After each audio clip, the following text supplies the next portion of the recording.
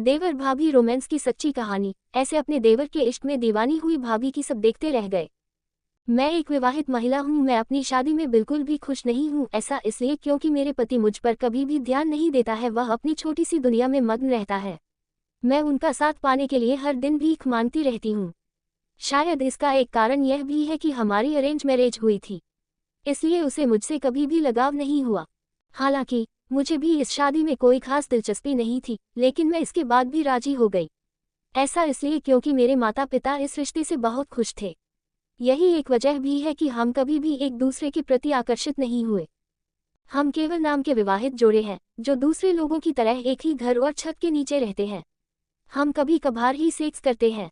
ऐसा इसलिए क्योंकि वह एकदम उबाऊ आदमी है, उसे रोमांस के नाम पर कुछ भी नहीं आता है। हम शादी के बाद केवल अपने हनीमून पर गए थे, उसके बाद हम आज तक कभी भी एक साथ बाहर नहीं गए। सच कहूं तो उसका मंदबुद्धि व्यक्तित्व मुझे हर दिन उससे घृणा करने के लिए मजबूर करता है। वह केवल अपने काम में डूबा रहता है। उसका काम ऐसा है जिसकी वजह से उसे ऑफिस जाने की जरूरत भी नहीं पड़ती, इसलिए वह घर पर ही आराम करता रहता है। यही एक वजह भी है कि उसे दिन के हर मिनट में अपने कमरे में देखकर मुझे बहुत ज्यादा निराशा होती है। वह बस बैठता है और काम करता है, यहाँ तक कि लैपटॉप के सामने खाना भी खा लेता है। वह एकदम आलसी और सुस्त है। उसे केवल एक चीज पसंद है, वह है घर में बंद रहना।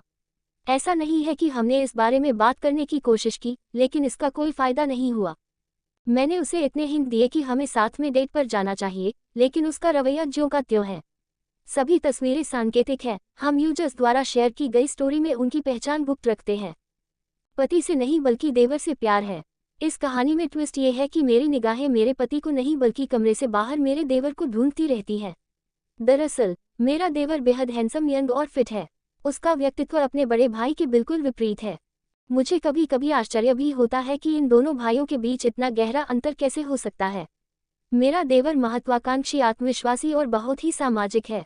वह बाहर जाना पसंद करता है। वह अक्सर अपने दोस्तों के साथ घूमने का प्लान बनाता है। यही नहीं, वह जब भी काम पर जाता है तो इतना अट्रैक्टिव लगता है कि मैं खुद को उसकी तरफ आकर्षित होने से रोक नहीं पाती हूँ।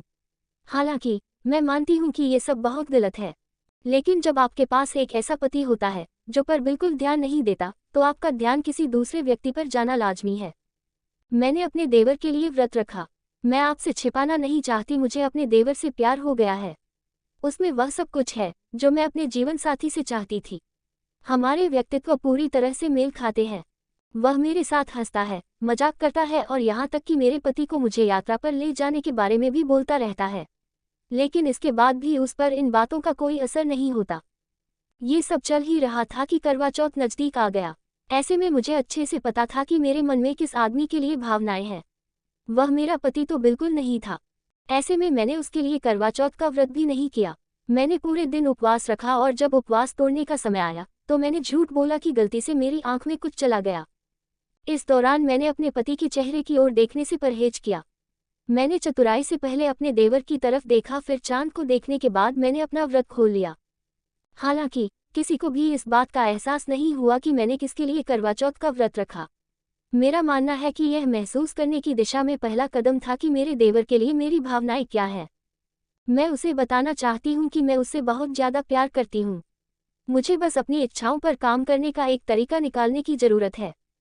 चाहे इसमें तलाक हो, अलगाव हो या अफेयर, मैं फैसला लेने के लिए बिल्कुल तैयार हूँ।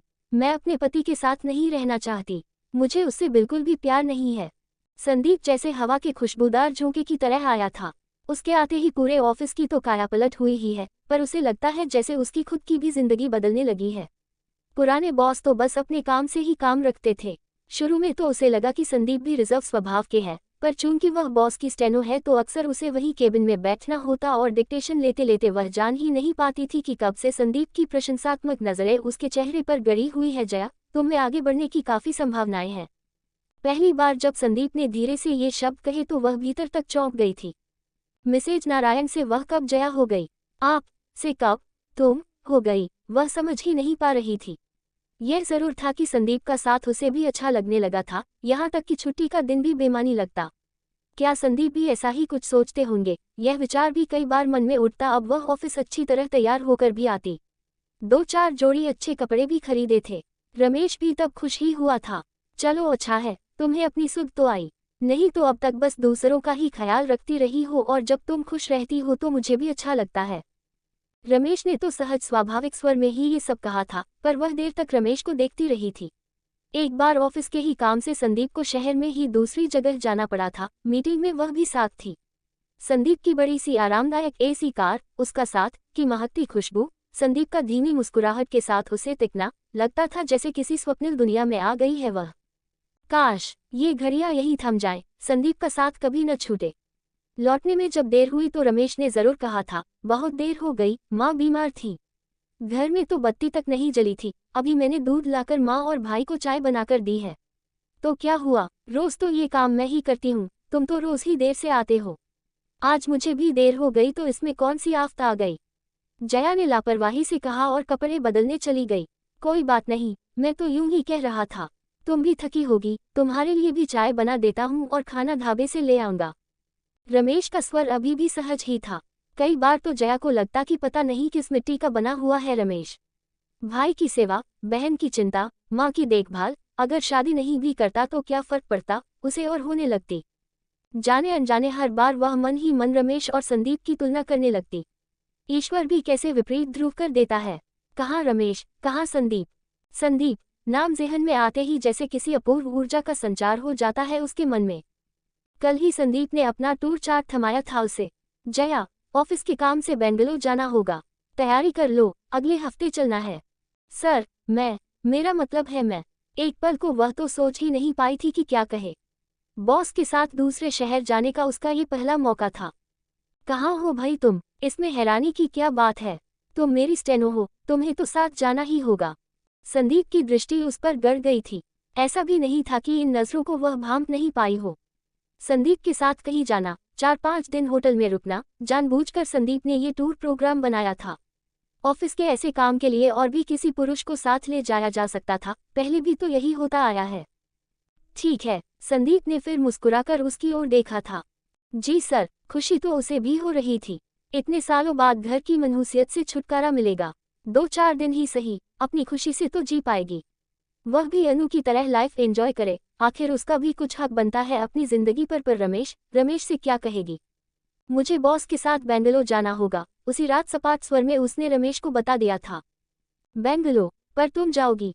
हाँ, इसमें हैरानी की क्या बात है, जाहिर है कि मैं बॉस की स्टेनो हूं तो मुझे जाना ही होगा। रमेश कुछ देर चुप रहा। ठीक है, मैं माँ को संभाल लूंगा, न हो तो आधे दिन की छुट्टी ले लूंगा, तुम अपनी तैयारी कर लेना। 2-4 दिन की ही तो बात है। रमेश सो भी गया था। बात इतनी आसानी से बन जाएगी, ये तो उसने सोचा भी नहीं था। 2 दिन तैयारी में लगे, नया सूटकेस और बैग खरीदा, कुछ कपड़े और कॉस्मेटिक्स भी, आखिर बॉस के साथ जाना है, सब कुछ होना चाहिए। संदीप ने तो कल भी पूछा था। हाँ, तो तुम्हारी तैयारी हो गई? कल सुबह की ही फ्लाइट है, ड्राइवर से कह दिया है, तुम्हें लेता हुआ आएगा, मैं टैक्सी से एयरपोर्ट पहुंच जाऊंगा। संदीप ने हल्के से उसके कंधे को छुआ था। ठीक है सर, क्या वह जानती नहीं कि क्या मतलब है इन सब बातों का? पर वह भी तो जा रही है, क्यों पता नहीं। रात को देर तक तैयारी करती रही थी वह। रमेश ने भी मदद की। थककर रमेश तो सो भी गया था, पर उसे देर तक नींद नहीं आई। क्या वह ठीक कर रही है? रमेश को इतना विश्वास क्यों है उस पर? जिस व्यक्ति ने बुरे दिनों से उसे उबारा, सुरक्षा दी, योग्य बनाया, क्या उसका विश्वास तोड़ दे वह? मन में उहापोह मची हुई थी। अगर न जाए तो शायद नौकरी जा सकती है, क्या पता दूसरी मिले न मिले। वह सो नहीं पा रही थी। ड्राइवर ने हॉर्न बजाया। रमेश उठे इसके पहले ही उसने धीरे से दरवाजा खोला।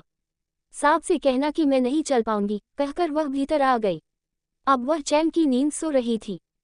ऐसे ही वीडियो देखने के लिए हमारे चैनल को लाइक एंड सब्सक्राइब करें। Thanks for watching.